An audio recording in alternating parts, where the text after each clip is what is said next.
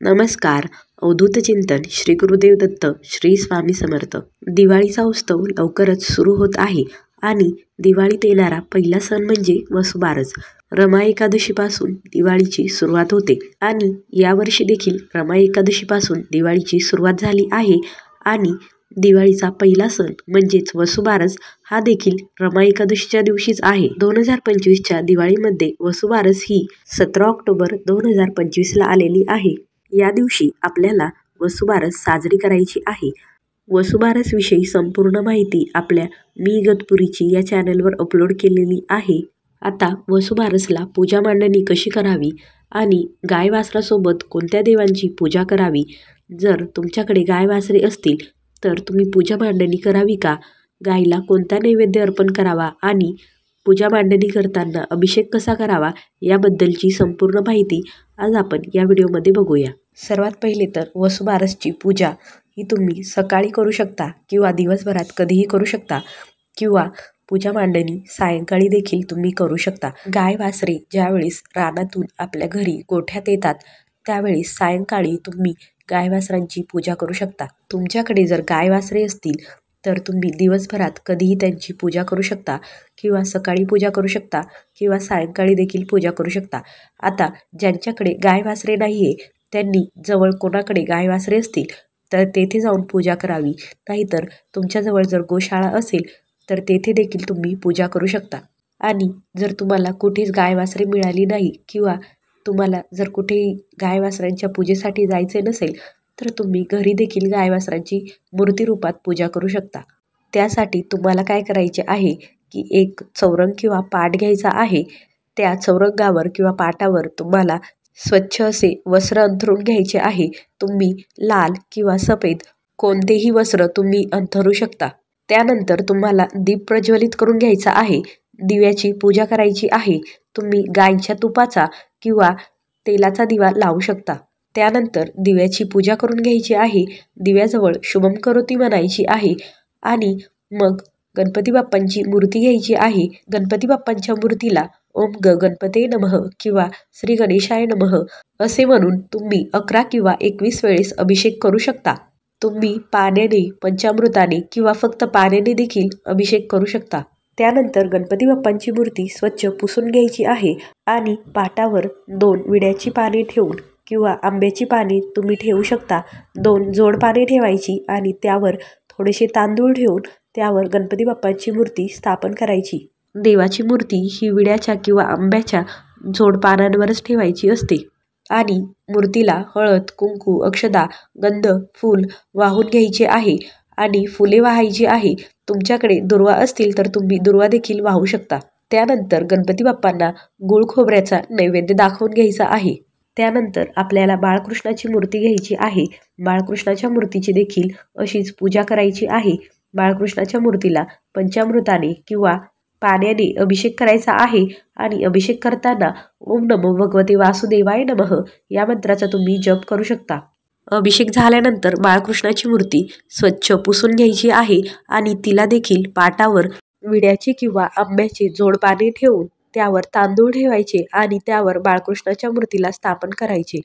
त्यानंतर मूर्तीला चंदन लावायचे आहे. धूप दीप दाखवून घ्यायचे आहे. फुले अर्पण करायची आहे आणि बाळकृष्णाला नैवेद्य दाखवून घ्यायचा आहे. बाळकृष्णाला तुम्ही गुळाचा किंवा साखरेचा किंवा खडी साखरेचा किंवा गुळ खोबऱ्याचा नैवेद्य अर्पण करू शकता. हा नैवेद्य अर्पण करताना तुम्हाला त्यावर तुळशीपत्र ठेवायचे आहे. अशा प्रकारे वसुबारसच्या दिवशी गाय वासरांसोबत आपल्याला बाळकृष्णाची आणि गणपती बाप्पांची स्थापना करायची आहे आणि त्यांची पूजा करायची आहे. आता गाय वासराची तुमच्याकडे जर पितळीची मूर्ती असेल तर तुम्ही ती घेऊ शकता किंवा मातीची मूर्ती असेल तर ती घेऊ शकता आणि तिला देखील अभिषेक करायचा आहे.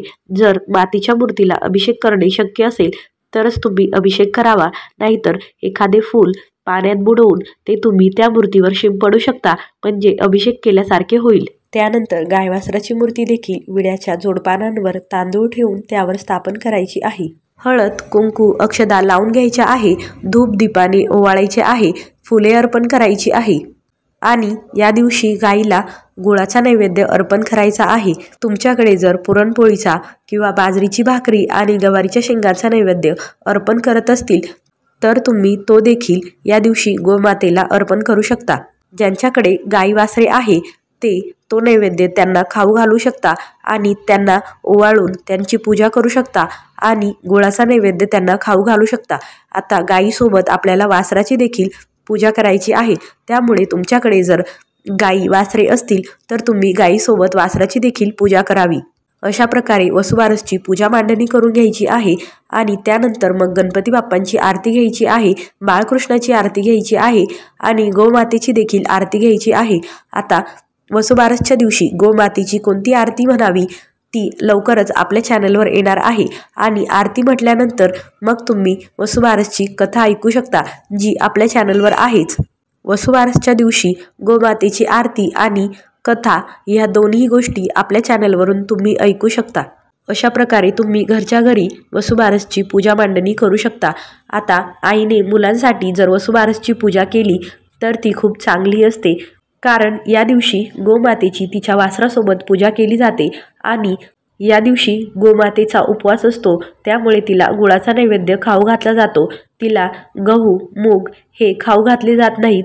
त्याप्रमाणे आपण देखील उपवास केला, आपण देखील गहू मूग हे पदार्थ या दिवशी खाण्याचे टाळले तर आपला देखील उपवास होतो आणि गोमातेला आपली देखील ही पूजा अर्पण होते आणि आपल्या मुलांसाठी ही पूजा चांगली ठरते। आता या दिवशी एकादश आहे, त्यामुळे बऱ्याच जणांना एकादशीचा उपवास असेल तर ते तो उपवास करू शकता आणि फराळामध्ये फराळाचे पदार्थ खाऊ शकता। आता ज्यांना वसुबारसचा उपवास करायचा आहे ते दिवसभर उपवास करून रात्री तो सोडू शकता आणि जे उपवास करणार नाहीये ते लोक गहू मूग या पदार्थांना टाळू शकता आणि संध्याकाळी तुम्ही नैवेद्यामध्ये बाजरीची भाकर आणि गवारीच्या शेंगांची भाजी किंवा उपवास सोडण्यासाठी बाजरीची भाकर आणि गवारीच्या शेंगांची भाजी खाऊ शकता। या दिवशी गाईला आणि वासराला गुळाचा नैवेद्य अर्पण करणे खूपच महत्त्वाचे मानले जाते, त्यामुळे तुम्ही देखील तो नैवेद्य अर्पण करू शकता। आणि बाळकृष्णाला आणि गोमातेला नैवेद्य अर्पण करताना त्यावर तुळशीचे पान ठेवून मगच तो नैवेद्य अर्पण करायचा आहे। गाईला कामधेनू म्हटले जाते, तिचे कोणतेही उत्पादन वाया जात नाही। तिच्या दुधापासून अनेक वस्तू तयार होतात आणि तिचे गोमूत्र शेण हे देखील आपल्याला उपयुक्तच असते, त्यामुळे वसुबारसच्या दिवशी दुधापासून बनवलेले पदार्थ देखील खाल्ले जात नाही। तुमच्याकडे जशी पद्धत असेल त्यानुसार तुम्ही हे पथ्य पाळू शकता। त्याचसोबत वसुबारसच्या दिवशी तळलेले तेलकट पदार्थ खाणे देखील वर्ज्य असते, त्यामुळे तुमच्याकडे जशी पद्धत आहे त्यानुसार तुम्ही हे पथ्य पाळावे। आता वसुबारसची पूजा मांडल्यानंतर तिच्या भोवती छान अशी रांगोळी काढू शकता आणि या दिवसापासून तुम्ही घरामध्ये पणती दिवे लावू शकता। आता ही पूजा आपल्याला रात्रभर तशीच ठेवायची आहे आणि दुसऱ्या दिवशी उचलून घ्यायची आहे। जे गुळाचे नैवेद्य तुम्ही ठेवले होते ते तुम्ही स्वतः खाऊ शकता, घरच्यांनाही खायला देऊ शकता आणि बाकीचे फुलं वगैरे तुम्ही निर्माल्यात टाकू शकता आणि जे देव आपण पूजेत मांडले होते बाळकृष्ण गणपती यांना त्यांच्या जागेवर ठेवून द्यायचे आहे आणि गाईची मूर्ती देखील जिथे होती तिथे ठेवून द्यायची आहे। अशा प्रकारे तुम्ही दुसऱ्या दिवशी पूजा मांडणी उचलून घ्यायची आहे आणि दुसऱ्या दिवशी धनत्रयोदशी आहे, त्यामुळे धनत्रयोदशीची पूजा आपल्याला मांडावी लागणार आहे। आता धनत्रयोदशीची पूजा कशी मांडावी याबद्दलची माहिती लवकरच आपल्या चॅनलवर येत आहे, ती देखील तुम्ही आपल्या चॅनलवर बघू शकता। अशा प्रकारे वसुबारसची पूजा मांडणी, नैवेद्य कोणता दाखवावा, अभिषेक कसा करावा आणि गायवासरासोबत कोणत्या देवांची पूजा करावी याबद्दलची संपूर्ण माहिती या व्हिडिओमध्ये दिलेली आहे। प्रत्येक आईने आपल्या मुलांसाठी अशीच पूजा करावी। हा व्हिडिओ तुम्हाला आवडला असेल तर व्हिडिओला लाईक करा, आपल्या मी इगतपुरीची या चॅनलला सबस्क्राईब करा आणि हा व्हिडिओ जास्तीत जास्त शेअर करा। व्हिडिओ बघितल्याबद्दल धन्यवाद। अवधूत चिंतन श्री गुरुदेव दत्त, श्री स्वामी समर्थ, जय जय स्वामी समर्थ।